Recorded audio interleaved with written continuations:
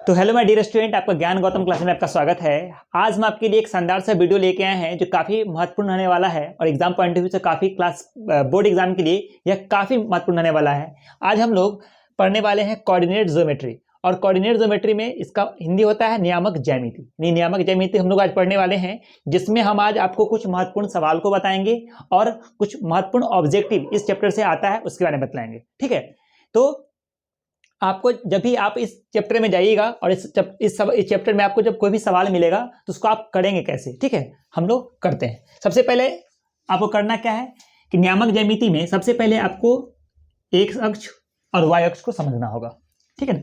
तो यहाँ पे इसको हम लोग जानते हैं कि इसको एक्स अक्ष कहते हैं, इसको भी एक्स डैश कहते हैं, इन एक्स डैश का ही निगेटिव पोर्शन होता है।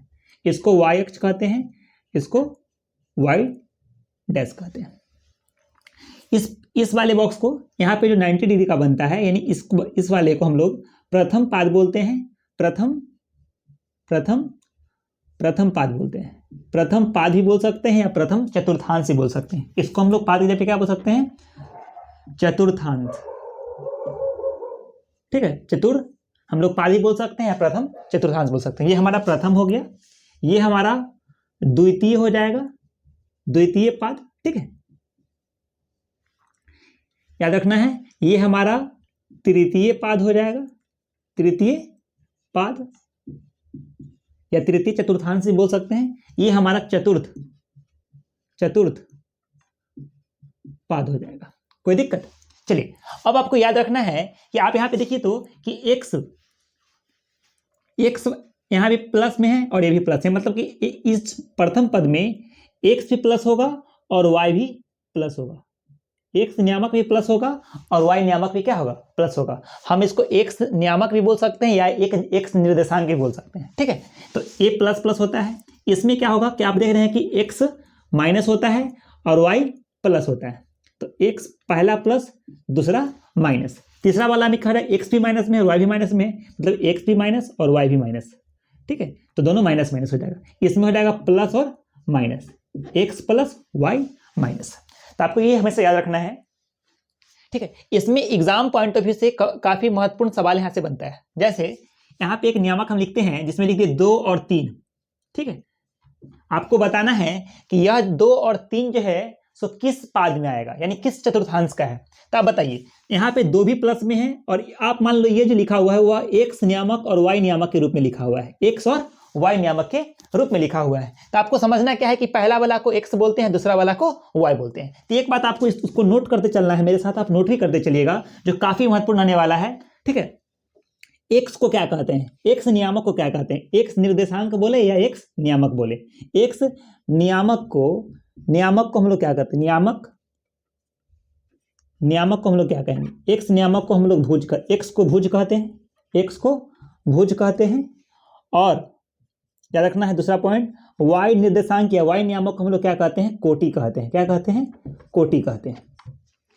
एक्स को भुज कहते हैं और वाई को कोटि कहते हैं। आपको यहां से याद रखना है। यदि आपसे कोई पूछ दे कि इस नियामक में भुज क्या है, इसमें आपसे पूछ दे कि इस नियामक में भुज क्या है, तो आप क्या बताइएगा? आप बोलिएगा सर आप तो बताए थे कि पहले एक्स होता है दूसरा का वाई होता है। तो एक्स नियामक वालों को क्या कहते हैं? एक्स को, इसमें एक्स नियामक हो जाएगा 2, तो इसको हम कहेंगे भुज, ठीक है। और इसको कहेंगे क्या? कोटि। आपको याद रखना है, ठीक। इस तरह से उसके बाद डिस्कस करते हैं कौन से वाले किस पाद में होगा। तो एक्स नियामक को हम लोग भुज कहते हैं और वाई नियामक को हम लोग क्या कहते हैं? कोटि कहते हैं। नियामक की जगह पे इसको निर्देशांक ही बोल सकते हैं, ठीक है। चलिए आगे बढ़ते हैं। अब आपको बताना है कि मान लीजिए यहाँ पे 5 लिखा हुआ है और यहाँ पे लिखा हुआ है 3। तो आपको बताना है कि यह जो है नियामक वह किस चतुर्थांश में है। आपको बताना है कि यह किस चतुर्थांश में है ना। यह किस चतुर्थांश में होगा।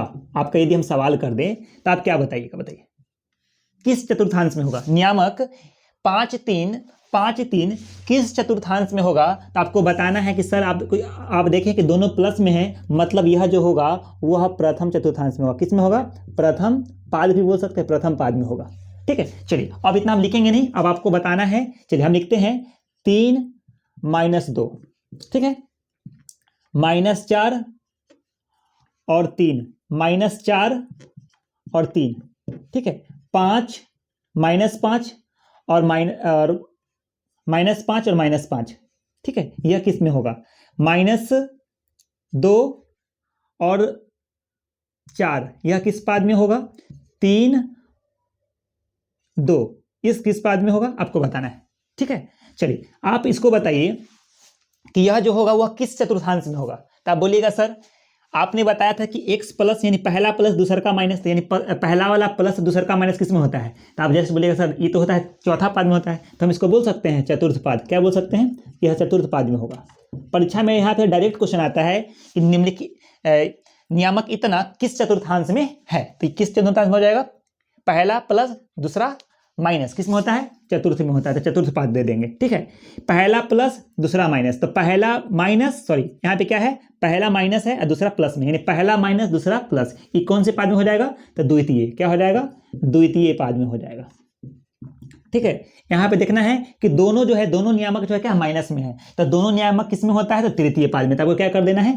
तृतीय पाद, ठीक है। यहां से 1 नंबर का ऑब्जेक्टिव तो फाइनल इस तरह में से रहता ही रहता है। आप बताइए -2 और 4, सर दूसरा का पहला का x माइनस और y प्लस, तो x माइनस और y प्लस किस में होता है? द्वितीय पाद में, तो हम लोग कर देंगे द्वितीय पाद, ठीक है। और ये वाला जो है दोनों प्लस में, मतलब कौन? प्रथम पाद, प्रथम पाद। समझ में आ गया? क्या आप बता सकते हैं कि यह जो नियामक है वह किस पाद में पड़ेगा? यदि इससे क्वेश्चन आएगा तो आप आसानी से बता सकते हैं, कोई दिक्कत? चलिए अब हम लोग आगे बढ़ते हैं कि यहां पे एक फिर से चतुर्थांश लेते हैं। इसको हम लोग क्या कहते हैं? x कहते हैं, इसको x डैश कहते हैं, इसको y कहते हैं और इसको y डैश कहते हैं। यहाँ पे x अक्ष है, इसको क्या कहेंगे? x अक्ष। ये हमारा हो गया y अक्ष। चलिए यहाँ पे लिख देते हैं y अक्ष। तो x को क्या कहते हैं? फिर से एक बार ध्यान देते हैं, x को भुज कहते हैं, y को कोटि कहते हैं। यदि इस वाले सवाल में आपसे कोई पूछे कि यहाँ पे कोटि कितना है, इस वाले सवाल में -3 और -2 में कोटि कितना है, तो क्या बताइएगा? पहले बताइए भुज कितना होगा? तो सर भुज 2 होगा। भुज कितना हो जाएगा? 3, क्योंकि ये x और y के रूप में लिखा हो रहा था, हमेशा x और y के रूप में लिखा हुआ है। तो पहला x दूसर का y, पहला का x दूसर का y, आपको याद रखना है। तो ये x को भुज कहते हैं, y को कोटि कहते हैं, तो सर भुज हो जाएगा 3। भुज कितना हो जाएगा बाबू? 3। और कोटि कितना हो जाएगा? कोटि कितना हो जाएगा? तो कोटि हो जाएगा -2। आपसे यदि पूछे भुज कोटि तो आपको ऐसे बता देना, पहला को भुज कहते हैं, दूसरा को कोटि कहते हैं। यहाँ पे लिख दिए हैं x वाले को भुज और y वाले को कोटि, 2 को भुज कहेंगे, 3 को कोटि कहेंगे। इस तरह से आपको बताना है, ठीक है। अब बताइए, अब यहाँ पे हम एक चीज और समझाना चाह रहे हैं कि यहाँ पे इस पॉइंट को हम लोग मूल बिंदु कहते हैं। क्या कहते हैं? मूल बिंदु का। मान लीजिए कि नियामक क्या है? 0, तो मूल बिंदु का जो नियामक होता है वो होता है 0 0। आपको याद रखना है, परीक्षा में आएगा कि मूल बिंदु का नियामक क्या होता है। तो एक पॉइंट आप और लिख लीजिएगा, यहाँ पे हम लिख देते हैं पॉइंट मार के कि मूल बिंदु का जो नियामक होता है, या नियामक बोलिए या निर्देशांक बोलिए, तो मूल बिंदु का नियामक क्या होता है बाबू? तो 0 0 होता है। क्या होता है? 0 0 होता है। आपको याद रखना है, एग्जाम पॉइंट ऑफ व्यू से काफी महत्वपूर्ण होता है, ठीक है। x आपसे यदि ये पूछे कि x नियामक पे क्या होगा, तो x नियामक पे जो y का मान होता है 0 होता है, और y नियामक पर ना x का मान 0 होता है, ठीक है। ये भी आपको याद रखना है। चलिए आगे हल्का बढ़ते हैं। चलिए मैंने आपको पहले बता दिया कि भुज क्या होता है, कोटि क्या होता है, मूल बिंदु का नियामक क्या होता है, जो काफी महत्वपूर्ण था। इससे ऑब्जेक्टिव बहुत सारा बनता है, ठीक है। अब हम लोग देखने वाले हैं कि मूल बिंदु से हम लोग दूरी कैसे निकालते हैं। मूल बिंदु से दूरी कैसे निकालते हैं, पहले इसके लिए आप हल्का सा समझ लीजिए। यहाँ पे इसको हम लोग मूल बिंदु मानते हैं, ये x है हमारा और ये क्या है हमारा? y है। कोई दिक्कत? मान लो कि आप यहाँ पे कोई पॉइंट P है, क्या है?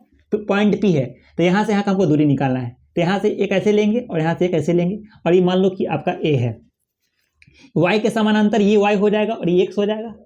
कोई दिक्कत?